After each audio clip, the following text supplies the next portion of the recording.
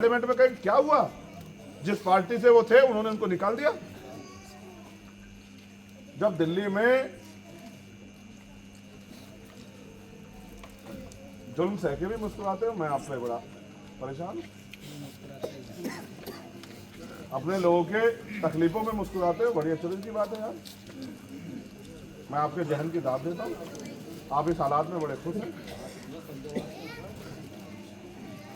इसका मतलब अच्छे कपड़े पहनने से आदमी अच्छा नहीं हो सकता।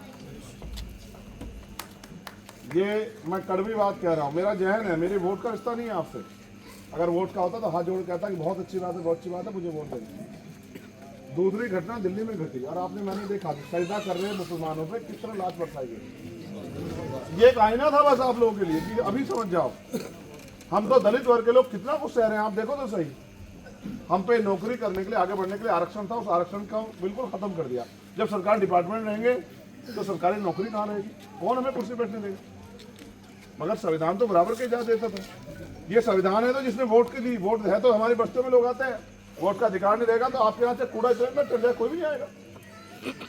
आज जो आपकी बगल भरते हैं, जो आपको टोपी पहनते हैं, आपसे टोपी आपको पहनाते हैं, वो वोट के चक्कर में तो पहनाते हैं।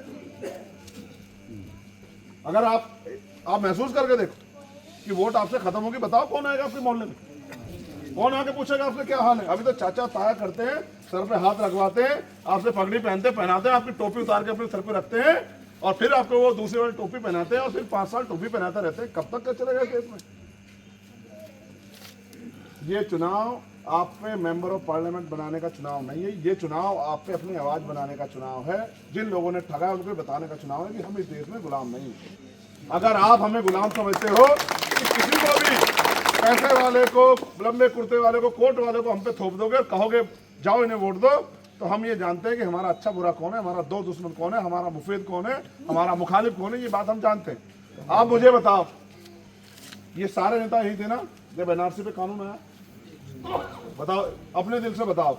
और जब आप लोग भी एक बार हिम्मत हार के पीछे को उठ गए, जब मेरी बहनों ने, मेरी माओ ने, वालिदाओं ने, हमारी दादियों ने मोर्चा संभाला, ये सारे नेता यही थे नहीं थे?